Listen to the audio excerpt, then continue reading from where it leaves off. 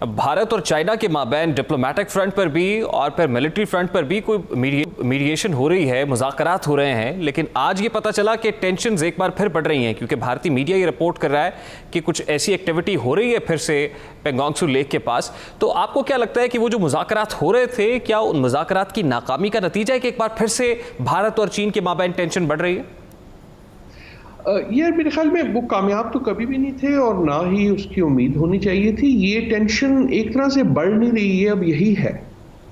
तो वो बयानबाजी आप कह लें या एक ये जो इंडिया चीन और भारत के दरमियान, लेकिन और दूसरे मुल्कों के दरमियान भी, भारत और चीन और अमेरिका के दरमियान अब टेंशन ऊपर ही रहेगी।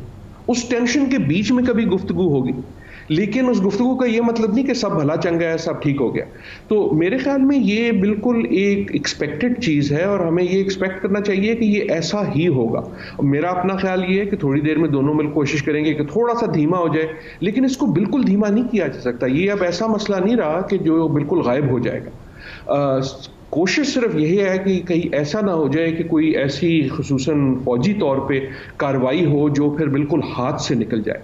तो मेरे ख्याल में जो हम इस वक्त देख रहे हैं वो एक कशीदगी का जो एक तसलसल है, उस तसलसल में एक थोड़ी सी हमें राइज नजर आई है और हमें एक्सपेक्ट ये करना चाहिए कि ये राइज आती रहेगी। लेकिन डॉक्टर साहब, आपको याद होगा कि जून में भी इस तरह की कशीदगी हुई थी, उस पर भारत की तरफ से खामोशी इख्तियार की गई थी। चीनी मीडिया तो रिपोर्ट कर रहा था लेकिन भारत खामोश था, कोई बयानबाजी नहीं हो रही थी। अभी जिस टेंशन को रिपोर्ट किया जा रहा है उस पर भारतीय मीडिया ये कह रहा है कि ये टेंशन बड़ी है। तो आपके ख्याल में आप ये कह रहे हैं कि at this point in time इसको करना, क्या भारत उससे क्या अचीव क्या करना चाहता है इसको रिपोर्ट करके? देखिए, एक तो भारत ये अचीव करना चाहता है कि मुल्कों की अपनी भी सियासत होती है ना, तो मोदी साहब पे जो प्रेशर पड़ा है उसके बाद, और अगर हम देखें कि जब से मोदी साहब की ये सेकंड टर्म शुरू हुई है तो शायद किसी चीज़ पे उन पे इतना नेगेटिव प्रेशर नहीं आया जितना चीन की जो कशीदगी थी उस पे आया कि जी आपने कुछ भी नहीं किया और आपने तो बस जी हार मान ली। उनका जो मीडिया था उसने अमूमन वो मोदी साहब के खिलाफ गुस्सा नहीं दिखाता, लेकिन इस पे दिखाया।